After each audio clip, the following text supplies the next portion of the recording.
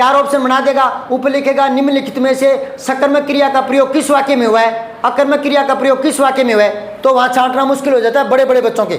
आपको चुटकी में सिखाऊंगा, आपकी गलती नहीं होगी, कभी नहीं होगी। और 1-2 आपको ऐसे भूल भी जाओ ना तो भी कोई बात नहीं, आपकी तो समझ काम आने वाली है आगे कंपटीशन में। अगर आप पहचान गए कि कुछ अनिश्चयवाचक है तो यही काम आने वाला है, ठीक है ना। इनमें ऊपर नीचे हो जाए कोई बात नहीं, कोई भूल जाओ तो कोई बात नहीं, कंपटीशन में आपके याद आ जाना चाहिए। और याद किसके आएगा, जिसका समझा हुआ है और जिसके भेद तोते की तरह रटे हुए हैं, उनके ये काम नहीं आएगा, उनके कोई काम नहीं आएगा। रटा हुआ भूल सकते हो, समझा हुआ नहीं भूलोगे कि एक वह यहाँ आ गया, एक वह यहाँ आ गया।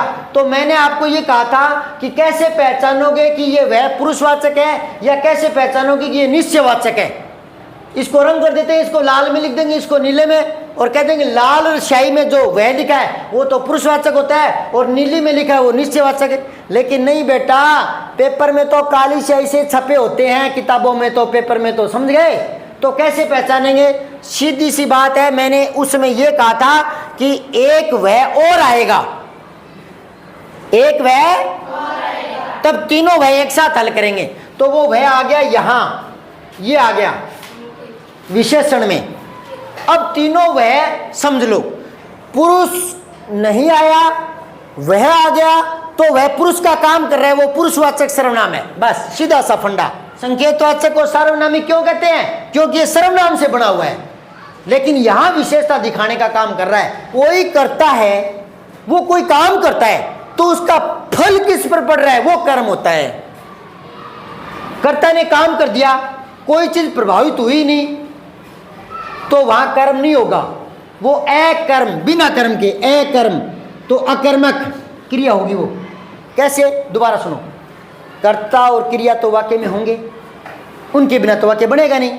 और कर्ता ने क्रिया की है तो उसका फल किसी पर पड़ भी सकता है और नहीं भी पड़ सकता। मैं कोई काम करूं, उससे कोई चीज प्रभावित हो भी सकती है और नहीं भी हो सकती। मैं चलता हूं तो काम तो हो रहा है ना, काम तो हो ही रहा है, मैं करता हूं, चलने का काम कर रहा हूं, कोई चीज प्रभावित नहीं हुई ना। मैं ट्रक चलाता हूं तो ट्रक ऑब्जेक्ट आ गया ना, कर्म आ गया ना। तो चलना अलग है, चलाना अलग है। सोच के देखो, दिमाग लगाओ, चलना में कोई चीज आएगी या चलाना में कोई चीज आएगी। छत पर चारपाई पर लेटा है, लंबा वाक्य कर देगा, तो कभी उसको छत, कभी चारपाई, कभी मौन, कभी सोन, उसको पता नहीं कितने कर्म दिखेंगे। यूं मत सोचा करो, लंबे वाक्य से परेशान मत होया करो। सीधा का सीधा आपको क्या छांटना है, क्रिया छांटनी है ना, अकर्मक अकर्मक क्रिया छांटनी है ना। तो क्रिया कहाँ होती है, हिंदी वाक्य के लास्ट में होती है, तो आप बीच के शब्द क्यों देखते हो, लास्ट में चले जाओ, बस बात खत्म। द्विकर्मक क्रिया। अब कई बच्चे सोचते हैं कि द्विकर्मक एक और भेद हो गया क्रिया का। नहीं नहीं नहीं नहीं, क्रिया का भेद नहीं हुआ। क्रिया के भेद तो अकर्मक सकर्मक 2 ही होते हैं। तो सिर ये द्विकर्मक क्या हो गया बेटा, ये द्विकर्मक मैंने एक शब्द लिख दिया, किसके लिए, मुझे यूं ना कहना पड़े इस वाक्य में 2 कर्म आए हैं, इतना लंबा बोलना पड़ेगा। इस वाक्य में 2 कर्म आए हैं, तो सीधे बोल रहा हूं द्विकर्मक।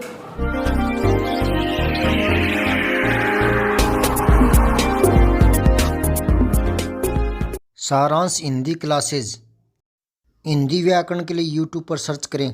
बिना परिभाषा रटे सरल उदाहरणों से हिंदी व्याकरण। सब्सक्राइब करके बेल आइकन जरूर दबाएं।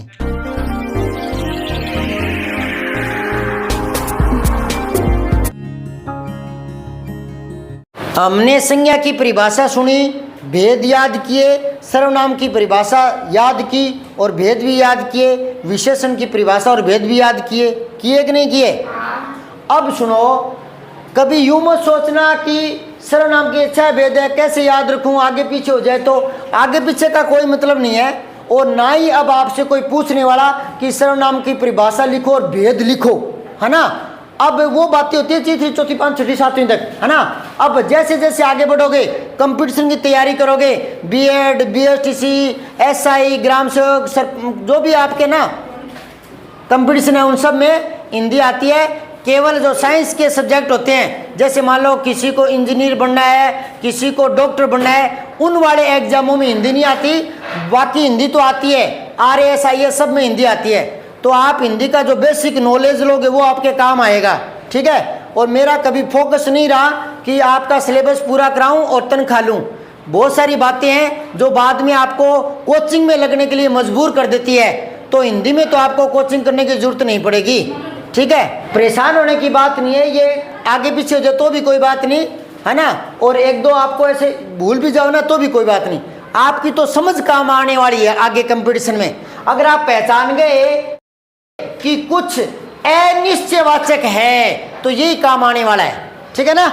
इनमें ऊपर नीचे हो जाए कोई बात नहीं, कोई भूल जाओ तो कोई बात नहीं, कंपटीशन में आपके याद आ जाना चाहिए। और याद किसके आएगा? जिसका समझा हुआ है और जिसके भेद तोते की तरह रटे हुए उनके ये काम नहीं आएगा, उनके कोई काम नहीं आएगा। रटा हुआ भूल सकते हो, समझा हुआ नहीं भूलोगे। तो मैंने तो अच्छी तरह से समझाया था या नहीं? आपके याद है कि नहीं? और ऐसे छांट सकते हो क्या कि कुछ अनिश्चयवाचक है, छांट लोगे ना? बस यही काम आने वाला है, आपकी समझ आपके काम आने वाली है। तो ये समझना जरूरी था। अब मैंने इसको दोबारा क्यों लिखा है? इन सब चीजों को ये मैं करवा चुका हूँ, लिखवा भी चुका हूँ, समझा चुका हूँ। दोबारा क्यों लिखा है? कुछ एक विसंगतियां हैं, कुछ एक ध्यान में रखने वाली बातें हैं, उनके लिए मैंने दोबारा लिखा है। एक तो बात यह है कि एक वह यहाँ आ गया, एक वह यहाँ आ गया। तो मैंने आपको ये कहा था कि कैसे पहचानोगे कि ये वह पुरुषवाचक है या कैसे पहचानोगे कि ये निश्चयवाचक है। इसको रंग कर देते हैं, इसको लाल में लिख देंगे, इसको नीले में, और कह देंगे लाल स्याही में जो वह लिखा है वो तो पुरुषवाचक होता है और नीली में लिखा है वो निश्चयवाचक है। लेकिन नहीं बेटा, पेपर में तो काली स्याही से छपे होते हैं, किताबों में तो, पेपर में तो, समझ गए। तो कैसे पहचानेंगे? सीधी सी बात है, मैंने उसमें यह कहा था कि एक वह और आएगा, एक वह, तब तीनों वह एक साथ हल करेंगे। तो वो वह आ गया यहां, ये आ गया विशेषण में। अब तीनों वह समझ लो, छोटी सी ट्रिक से समझाया हुआ है, वैसे पुरानी बात होगी, अब दोबारा आपके याद आ जाएगी। दोबारा सुनो, वह पुरुषवाचक होता है, वह निश्चयवाचक होता है और वह संकेतवाचक विशेषण भी होता है। तो दो जगह तो वह सर्वनाम होता है, एक जगह विशेषण होता है। तो कैसे पहचानेंगे? छोटे से सूत्र से याद रखो। अगर पुरुष नहीं आया फिर वह आ गया तो वो वह पुरुषवाचक होगा। जैसे राम दौड़ता है, अब राम को हटा लो क्योंकि संज्ञा है, और संज्ञा को हटाएंगे तो सर्वनाम आएगा ना। संज्ञा के स्थान पर काम आने वाले शब्दों को सर्वनाम कहते हैं। तो राम को हटाओगे, लिख दोगे वह दौड़ता है, तो वह क्या हो गया? पुरुषवाचक, क्योंकि पुरुष आया नहीं है, वह पुरुष का काम कर रहा है। दोबारा सुनो, गाय चरती है, अब गाय को हटा दो, वह चरती है, तो वह पुरुषवाचक हो गया। पुरुष का मतलब आदमी से नहीं होता, समझ गए क्या? पुरुष तीन बताए थे ना, वक्ता, श्रोता और अन्य, है ना। बोलने वाला, सुनने वाला और बच गए वो, यानी मैं, तुम और वह, तीन पुरुष होते हैं, मैं, तुम और वह। वक्ता, श्रोता और अन्य, वक्ता, श्रोता और अन्य। तो मैं कह दूं रमेश पहाड़ पर चढ़ गया, अब रमेश को हटाओ, वह पहाड़ पर चढ़ गया, तो वह क्या हो गया? पुरुषवाचक। दोबारा सुन लो, पुरुष नहीं आया वह आ गया तो वह पुरुष का काम कर रहा है, वो पुरुषवाचक सर्वनाम है। बस सीधा सा फंडा। दोबारा सुनो, वह भी आ गया और आगे पुरुष भी आ गया तो वो निश्चयवाचक बन जाता है। जैसे गाय चरती है, गाय को हटाओ, वह चरती है, पुरुषवाचक। अब गाय को साथ ले आओ, वह गाय है तो निश्चयवाचक। मोहन दौड़ता है, वह दौड़ता है तो वह पुरुषवाचक है। पुरुष को साथ ले आओ, वह मोहन है, तो ये आगे क्या हो गया? ये निश्चयवाचक बन गया। ठीक है ना, बताया था ना ये। देखो, पुरुष नहीं होगा तब तो वह पुरुषवाचक होगा, पुरुष साथ में आ गया तो वो निश्चयवाचक बन जाएगा, और पुरुष साथ में भी आ गया, आगे कुछ ना कुछ और विधान कर दिया तो वो विशेषण बन जाता है। जैसे देखो, वह गाय चरती नहीं है, वह गाय, अब इसको वह को पुरुषवाचक तो नहीं कह सकते क्योंकि गाय पुरुष आगे आया हुआ है ना। तो वह गाय है, यही खत्म कर दें बात को, तो निश्चितता बता रहे, वह गाय है या बैल है, तो अपने कहेंगे वह गाय है, निश्चितता। लेकिन मैंने कह दिया वह गाय चरती नहीं है, वह गाय नहीं चरती, तो संकेतवाचक। वह गाय नहीं चरती मतलब बाकी चर रही है, जो नहीं चरी स्पेशल उसी की बात हो गई, विशेष रूप से उसी की बात होगी जो नहीं चल रही, वह गाय नहीं चरती, स्पेशल उसी की बात होगी। और स्पेशल को क्या कहते हैं? विशेषण। अब क्लास में जैसे 3 रमेश हो और मैं कह दूं वह रमेश शरारती है, तो वह रमेश शरारती है आगे विधान हो गया, तो वो विशेषण बन गया।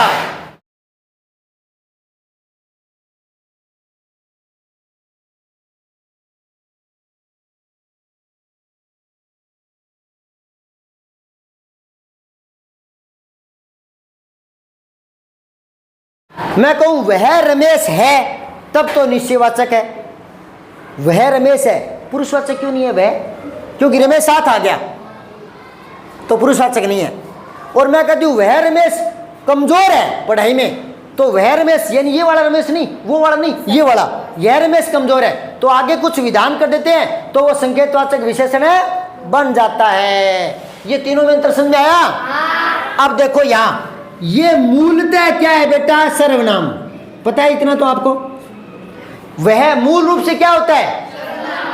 सर्वनाम होता है ना। यहां किसका काम कर रहा है? विशेषता दिखाने का। तो ये हो गया सार्वनामिक विशेषण।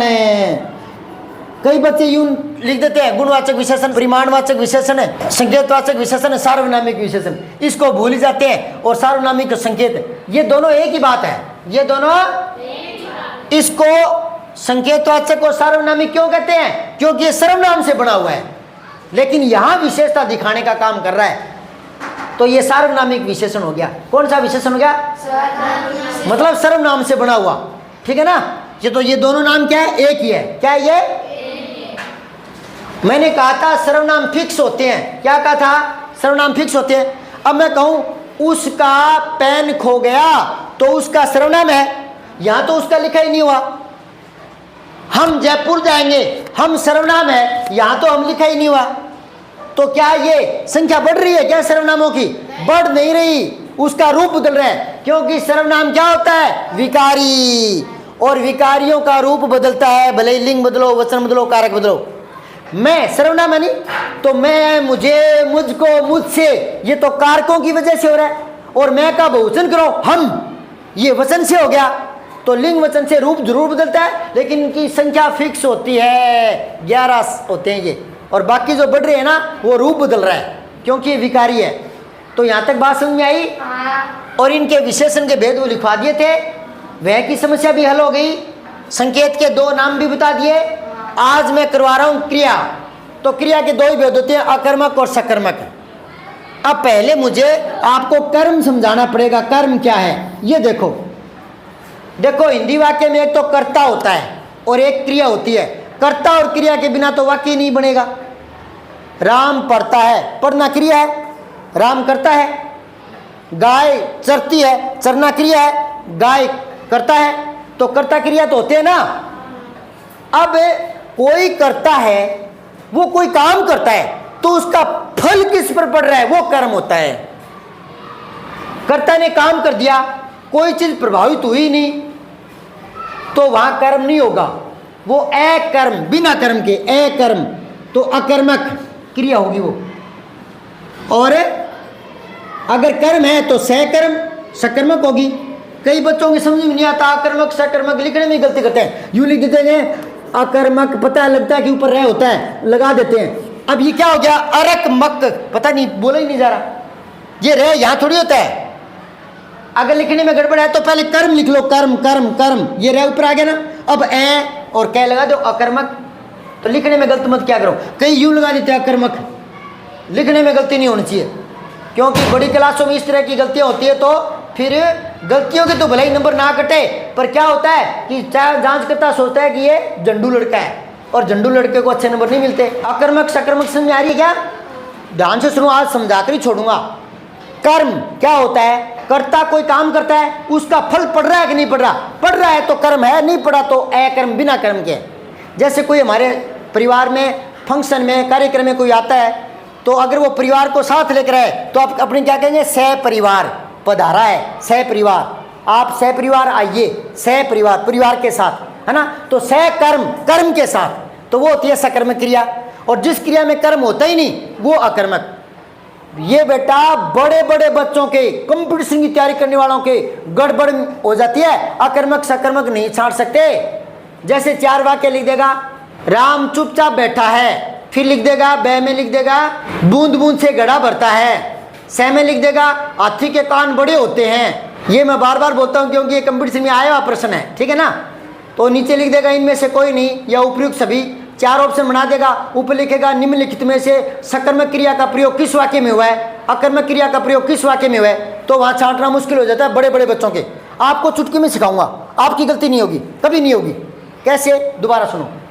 कर्ता और क्रिया तो वाक्य में होंगे, उनके बिना तो वाक्य बनेगा नहीं। और कर्ता ने क्रिया की है तो उसका फल किसी पर पड़ भी सकता है और नहीं भी पड़ सकता। मैं कोई काम करूं, उससे कोई चीज प्रभावित हो भी सकती है और नहीं भी हो सकती है ना। तो हो सकती है तो उसको कर्म बोलेंगे। दोबारा देखो, मैं चौक तोड़ता हूं। अब तोड़ना क्रिया थी, मैंने क्या काम किया, तोड़ना। क्या चीज टूटी, किसको तोड़ा, चौक। तो तोड़ने का प्रभाव पड़ा ना, तो ये चौक कर्म बन गया। दोबारा सुनो वाक्य, राम चौक तोड़ता है। तोड़ता है क्रिया है, राम करता है, चौक क्या हो गया, कर्म। कर्ता द्वारा किए गए कार्य का फल जिस पर पड़ता है वो कर्म होता है, ठीक है। अब दोबारा देखो, राम हंसता है, अब किसी पर फर्क नहीं पड़ रहा, कर्म आया ही नहीं, तो हंसना अकर्मक है। राम पुस्तक पढ़ता है, तो क्या पढ़ता है, पुस्तक। राम कहानी पढ़ता है, क्या पढ़ता है, कहानी। राम निबंध पढ़ता है, क्या पढ़ता है, निबंध। तो पढ़ने का फर्क पड़ रहा है ना। तो ये कहानी, पुस्तक, निबंध, कविता, ये क्या बन रहे हैं, ऑब्जेक्ट, कर्म, कर्म बन रहे हैं। क्या बन रहे हैं, किसके आगे कर्म आ सकता है। 2 वाक्य सुनो, राम हंसता है, राम तोड़ता है। हंसना तोड़ना दोनों में 2 क्रिया है, हंसना तोड़ना। दोबारा देखो, राम हंसता है, राम तोड़ता है। ऑब्जेक्ट किस में आ सकता है, राम हंसता है, बीच में कोई आ सकता है जिस पर प्रभाव पड़े।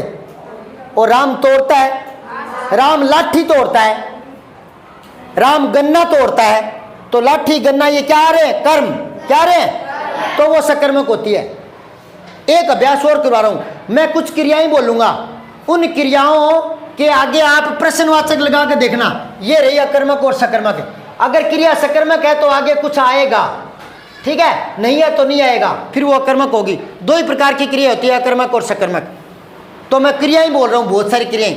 आप आगे प्रश्नवाचक चिन्ह लगा के देखना कि आगे कोई ऑप्शन आ रहा है कि नहीं आ रहा, कोई चीज प्रभावित हो रही है कि नहीं हो रही, ठीक है। यहीं से शुरू कर देता हूं। तोड़ना अकर्मक है या सकर्मक, क्योंकि कुछ तो आएगा ना। गन्ना तोड़ना, चौक तोड़ना, लाठी तोड़ना आ रहा है ना, तो तोड़ना क्या है, सकर्मक है। मैं हंसता हूं, कोई आ तो नहीं रही ना। अगर मैं कह दूं मैं बच्चे को हंसाता हूं, अब बच्चा आ गया ना। मैं सुशीला को हंसाता हूं, मैं पंकज को हंसाता हूं, मैं बच्ची को हंसाता हूं, मैं बच्चे को हंसाता हूं, तो ऑब्जेक्ट आ रहा है कि नहीं आ रहा। मैं जो क्रिया कर रहा हूं हंसाने का, उसका प्रभाव पड़ रहा है कि नहीं पड़ रहा, तो वो सकर्मक होती है। मैं हंसता हूं, अब तो कोई चीज बीच में आई नहीं और मैंने क्रिया कर दी, क्रिया तो कर दी।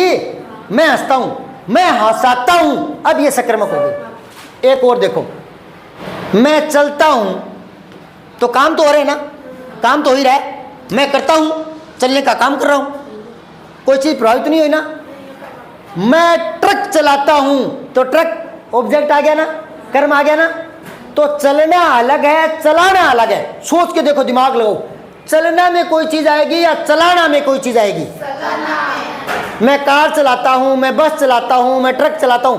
चलाना, चलाना, चलाना में कोई चीज आएगी या चलना में आएगी। दोबारा देखो, मैं चलता हूं, मैं ट्रक चलाता हूं। चलाना अलग है, चलना अलग है। चलना में कुछ नहीं आएगा, सिर्फ काम हो जाएगा, काम हो जाएगा। मैं चल रहा हूं, रमेश दौड़ रहा है, मैं घोड़े को दौड़ाता हूं, अब आ गया ना। और वैसे भी को आता है, वहां कर्म होता है। कर्ता ने कर्म को कर्ण से संप्रदान के लिए अपदान से संबंध का की, है ना। तो कर्म को, तो मैं घोड़े को दौड़ाता हूं, तो को आ गया ना।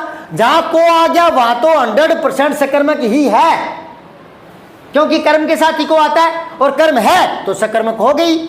इतनी बात समझ में आई क्या। अब और क्रियाएं बोलता हूं, आप देखना आगे कुछ आ सकता है कि नहीं। बैठना, अकर्मक है या सकर्मक?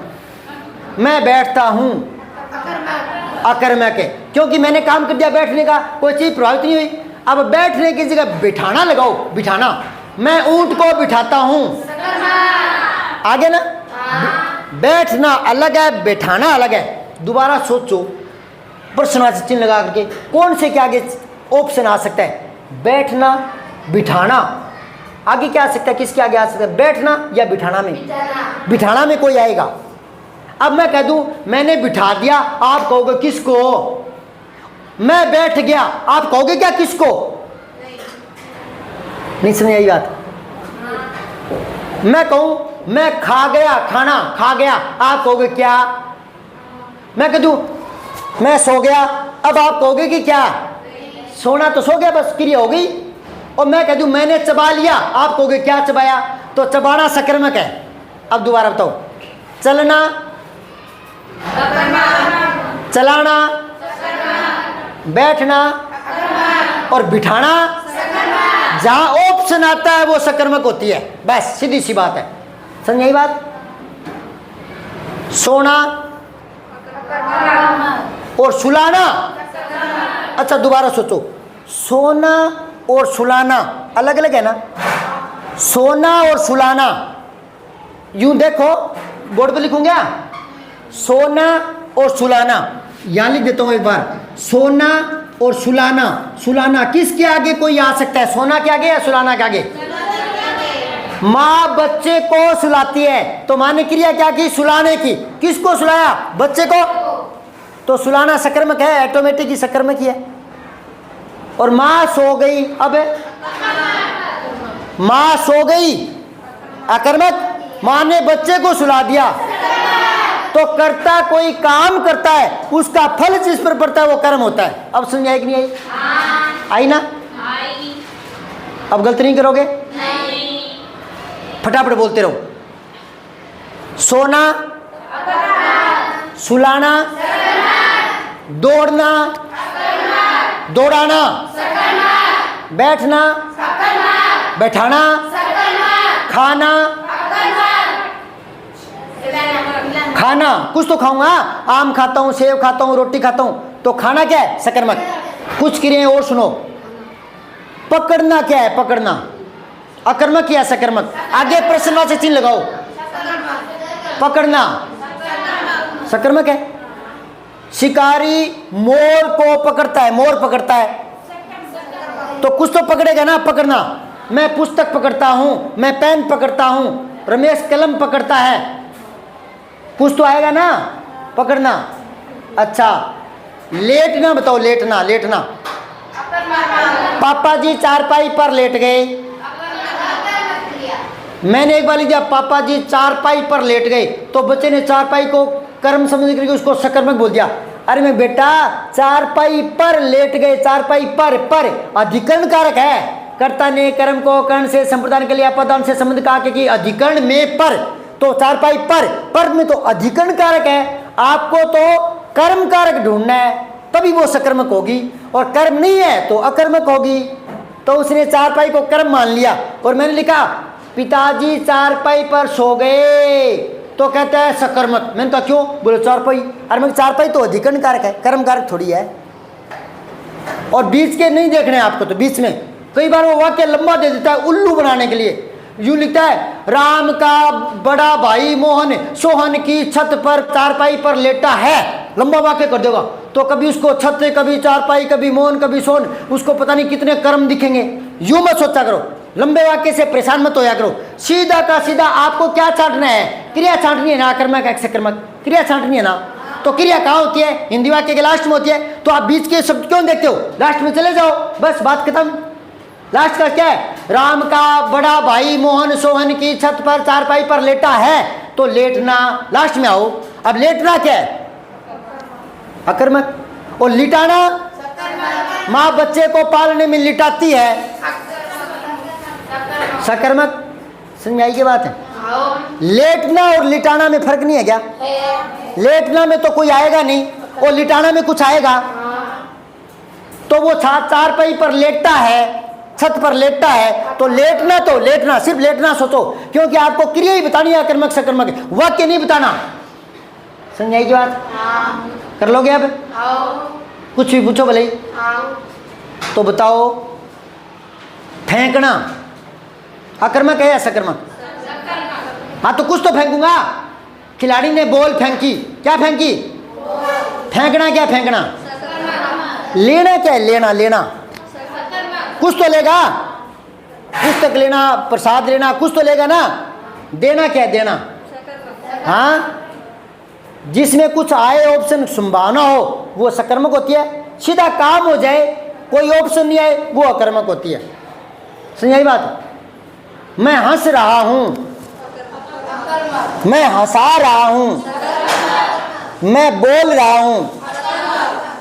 बोलना ऐसी होता है, अकर्मक ही होता है। वो कहना में कोई उद्देश्य होता है, बोलना कहने में थोड़ा अंतर होता है ना? समझ आई बात? अतः बताना क्या है? बताना। हाँ, मैंने उसे एक बात बताई तो बात ऑब्जेक्ट बन गया, ऑब्जेक्ट। समझ आ रही है कि नहीं आ रही? तो क्रिया कितने प्रकार की होती है? दो, अकर्मक और सकर्मक। अब इसके रूप कई होते हैं, वो देखो यहां ध्यान से सुनते रहना। भेद तो आपको याद करवा दिए, इसके रूप और याद करवा रहा हूं। देखो, राम हंसता है, बोलो अकर्मक या सकर्मक? हाँ, अकर्मक लिख दिया मैंने। राम पुस्तक पढ़ता है, क्रिया का असर पड़ रहा है कि नहीं पड़ा ये देखना है। तो राम पुस्तक पढ़ता है, ये सकर्मक हो गई। ठीक है, अब आओ, राम मोहन को कविता सुनाता है, राम मोहन सकर्मक है। अब इसमें एक चीज गौर करने वाली है, देखो कुछ मैं कम करूंगा दोबारा समझाने के लिए। देखो, राम कविता सुनाता है तो कविता ऑब्जेक्ट आ गई। राम गीत सुनाता है, राम कविता सुनाता है, ऑब्जेक्ट आ गया ना, ये सकर्मक हो गई। अब कविता को छोड़ दो, राम मोहन को सुनाता है, मोहन को, कर्म आ गया नहीं? कर्म आया कि नहीं आया? कर्ता ने कर्म को, मोहन को। राम मोहन को सुनाता है, नहीं समझ आई क्या बात है? कहते ना उसने खरी कोटी सुनाई, किसको? कि मोहन को सुना दी, खरी कोटी सुनाई। तो राम मोहन को सुनाता है तो मोहन कर्म आ गया ना, और कविता भी कर्म आ गई ना। तो ऐसी चीजें हो, ऐसा वाक्य हो जिसमें दो दो कर्म आ जाए, उसको बोलते हैं द्विकर्मक क्रिया, द्विकर्मक क्रिया। अब कई बच्चे सोचते हैं कि द्विकर्मक एक और भेद हो गया क्रिया का। नहीं नहीं नहीं नहीं, क्रिया का भेद नहीं हुआ। क्रिया के भेद तो अकर्मक सकर्मक दो ही होते हैं। तो सर ये द्विकर्मक क्या हो गया? बेटा ये द्विकर्मक मैंने एक शब्द लिख दिया, किसके लिए? मुझे यूं ना कहना पड़े इस वाक्य में दो कर्म आए हैं, इतना लंबा बोलना पड़ेगा। इस वाक्य में दो कर्म आए हैं तो सीधे बोल रहा द्विकर्मक, द्विकर्मक। नहीं समझे? जो जो खेती करते हैं सारे इधर आ जाओ। क्यों बोल रहे हो लंबा? जो किसान है इधर आ जाओ, किसान बोल दो ना। नहीं समझे? पढ़ने वाले सारे बच्चे इकट्ठे हो जाओ, तो क्यों बोले पढ़ने वाले सारे बच्चे? विद्यार्थी बोल दो। नहीं समझ आ रही क्या? तो ये द्विकर्मक, कोई नई क्रिया आ गई क्या? द्विकर्मक नहीं आई।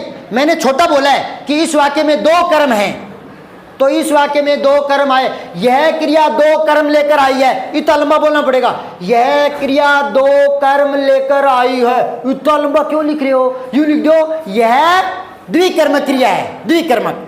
समझ आई क्या? तो द्विकर्मक कोई भेद है क्या? नहीं। वो क्या कहना चाह रहा है? इस क्रिया में दो कर्म आए हैं। क्या कह रहा है? कैसे? राम मोहन को सुनाता है, राम कविता सुनाता है, और मैंने सारा इकट्ठा ले गया, राम मोहन को कविता सुनाता है, तो दो कर्म आ गए। द्विकर्मक समझ गए क्या? जिसमें दो कर्म आए। किस किस के ध्यान में आई? Very good. थोड़ी देर समझते रहो, उसके बाद में भी नहीं समझ में आए तो आप पूछ सकते हैं। ठीक है, एक बात समझ में आ रही उतना आने दो फटाफट। अगला देखो, राम कविता सुनकर सो गया, कविता सुनकर सो गया। देखो सो गया तो क्रिया मैन है ही, सो गया तो सो गया तो अकर्मक ही है, सो गया तो। लेकिन पहले इसने एक और लिया सुनकर, कविता सुनकर सो गया। सुनकर एक काम कर लिया ना पहले, कविता सुनकर फिर सो गया, तो सुनकर एक काम पहले हो गया ना। इसको बोलते हैं पूर्वकालिक क्रिया, पूर्वकालिक क्रिया। एक क्रिया जो पहले हो जाती है। ध्यान में आई कि नहीं आई? वह होमवर्क करके खेलने गया, अब खेलने गया वो तो बाद की बात है, होमवर्क करके, तो करके एक क्रिया हो गई नहीं, एक क्रिया हो जाती है उसको बोलते हैं पूर्वकालिक क्रिया। क्या बोलते हैं? जो क्रिया पहले हो गई है। समझाई बात? मैं खाना खाकर 1 किलोमीटर पैदल चलता हूं, खाना खाकर चलता हूं, खाना खाकर चलता हूं, तो चलना तो अगर मैं कह चलना तो, लेकिन खाना खाकर, जो खाकर क्रिया है खाकर, वो है पूर्वकालिक है। ये समझ आई क्या? पूर्वकालिक समझ आ गई? कोई क्रिया पहले हो जाती है, ठीक है। वह चुटकुला सुनाकर खुद हंसने लगा, तो चुटकुला सुनाकर, एक क्रिया तो पहले कर दी, चुटकुला तो सुना दिया। सुनाकर, सुनाकर क्या है? पूर्वकालिक। सुनाकर क्या है? समझ आ रही है? तो इसको मैंने नाम दे दिया पूर्वकालिक। यूं मत सोचना कि ये क्रिया का कोई और भेद आ गया, नया भेद। नया भेद नहीं है, ये कह रहा है कि इस वाक्य में एक क्रिया पहले हो गई। क्या कह रहा है? एक क्रिया पहले हो गई, वो पूर्वकालिक क्रिया है। समझ आ रही बात है? अब दोबारा देखो, राम कविता पढ़ते पढ़ते सो गया, दो क्रियाएं साथ हो रही है, तो उसको बोलते हैं संयुक्त क्रिया। क्या कहते हैं? अब कोई सोचेगा गुरुजी ये संयुक्त क्रिया, क्रिया का एक और भेद आ गया क्या? अरे बेटा भेद नहीं आया, ये क्रिया दो ही होती है, आक्रमक और सकर्मक। तो गुरुजी ये क्या है? अरे ये कह रहा है कि दो क्रियाएं साथ आ गई, दो क्रियाएं साथ आ गई, इतना लंबा क्यों बोलते हो? दोबारा सुनो, राम कविता पढ़ते पढ़ते सो गया, तो ये होती है संयुक्त क्रिया। अगर मुझे यूं बोलना पड़े इस वाक्य में दो क्रियाएं एक साथ हुई है, इस वाक्य में दो क्रियाएं एक साथ हुई है, इतना लंबा बोलना पड़े, तो सीधा ही कह दो संयुक्त क्रिया। ध्यान में आई कि नहीं आई? तो ये कोई नया भेद है? नहीं है। ये तो यूं कह रहा है कि इस क्रिया में, इस वाक्य में दो क्रियाएं आ गई, एक साथ हो रही है, ठीक है। अब संयुक्त क्रिया के और भी रूप होते हैं संयुक्त क्रिया के। एक तो ये आ गई पढ़ते पढ़ते सो गया, एक ये रही देखो राम हंसने लगा, तो मेन क्रिया तो हंसना है, और लगा भी तो क्रिया ना, तो दो साथ आई कि नहीं आई? जैसे आपके अंग्रेजी में होता है ना इज आरम, वो साइक्रिया होती है ना, इज एमआर, आगे पीछे तो कोई बोल दो कोई फर्क नहीं पड़ता, साइक्रिया होती है ना। तो Ram is reading book, helping verb जिसको बोलते हो, तो है तो वो वर्ब ही। Ram is going to school, तो इज गोइंग ये संयुक्त क्रिया हो गई ना। ऐसे इसमें होती है हिंदी में संयुक्त क्रिया। वह जा रहा है, इधर देखो वह जा रहा है, मेन काम तो जाना ही है ना, जाना ही तो रहा और लग गया ना रहा, तो अंग्रेजी में कहते हो ना रहा है, रही है, रहे है ना। तो ये संयुक्त क्रिया हो गई जिसमें साइक्रिया साथ आ जाती है। मेन क्रिया और साइक्रिया आ जाए वो भी संयुक्त होती है, समझ गए। और संयुक्त सुनो, तो ये राम हंसने लगा, कौन सी क्रिया है? संयुक्त। हंसने लगा, हंसना और लगना तो संयुक्त क्रिया है।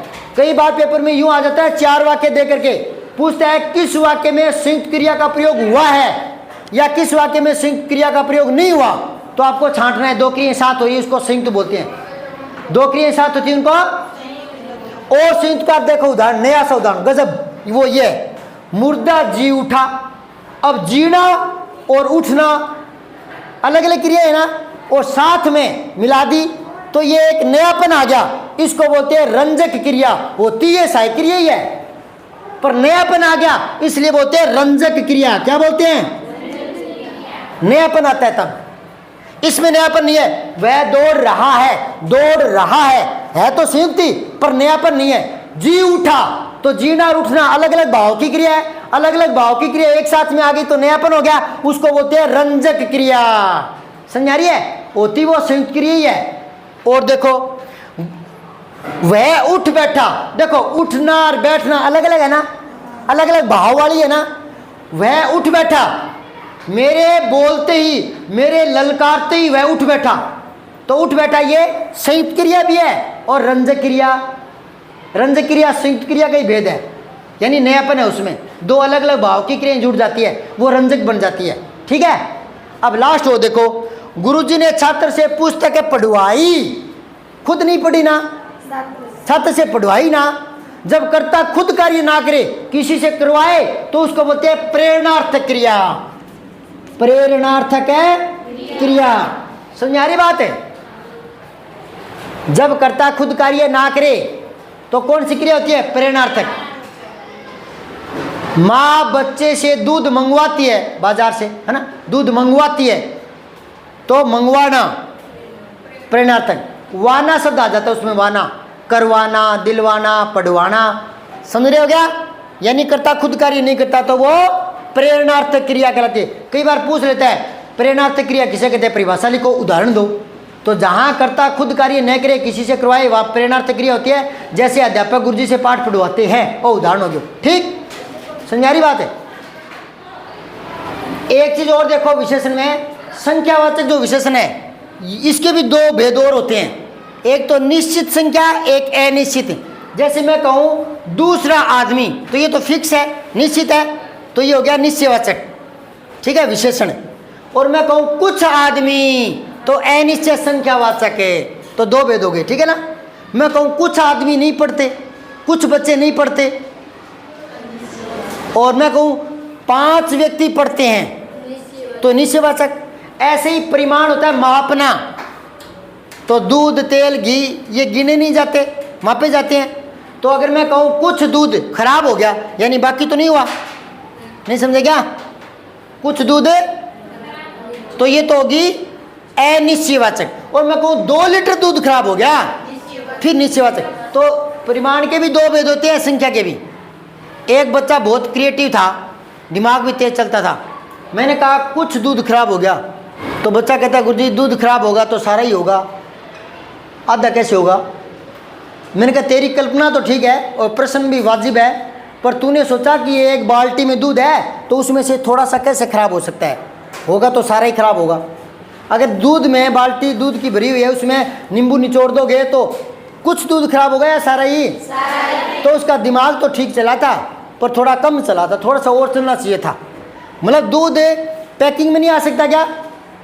4-5 थैलियाँ ठंड में रखी हुई हो, दो थैलियाँ धूप में हो, तो वो तो खराब होगा, नहीं समझे क्या? पर उसने दिमाग कुछ कम लगा लिया। ठीक है, ऐसे सवाल करने चाहिए, पता लगता है कि दिमाग तेज चल रहा है कि नहीं चल रहा, दिमाग को दौड़ाना जरूर चाहिए। तो बच्चा कह रहा है कि कुछ दूध कैसे खराब होगा, होगा तो सारा होगा। अब आप समझ गए, सारा दूध होगा या कुछ भी हो सकता है? हो सकता है ना, क्योंकि दूध बाल्टी में होना कोई जरूरी नहीं है, थैली में भी हो सकता है, पैकिंग में। ठीक है, संख्यावाचक और परिमाणवाचक दो होते हैं ना उपभेद में, निश्चित संख्या और अनिश्चित संख्या, और निश्चित परिमाण और अनिश्चित। अब एक वाक्य है, एक बोरी चना, तो इसको 1 बोरी, 2 बोरी, 5 बोरी, तो इसको संख्यावाचक में मानोगे या परिमाण में? परिमाण में। क्यों? क्योंकि चने गिने नहीं जाते, तोले जाते हैं, तो नाप तोल की चीजों के लिए परिमाण आता है। तो 1 बोरी चने, तो निश्चित परिमाण बोलेंगे। क्या बोलेंगे? चने गिने जाते हैं या तोले जाते? कुछ आदमी, ये अनिश्चित संख्या है या परिमाण है? संख्या, क्योंकि आदमी गिने जाते, तोले नहीं जाते। तो कुछ आदमी बीमार है, तो कुछ को क्या लिखोगे? संख्या लिखोगे या परिमाण लिखोगे? हाँ, संख्या लिखेंगे। ठीक है, सब्सक्राइब करके बेल आइकन जरूर दबाएं।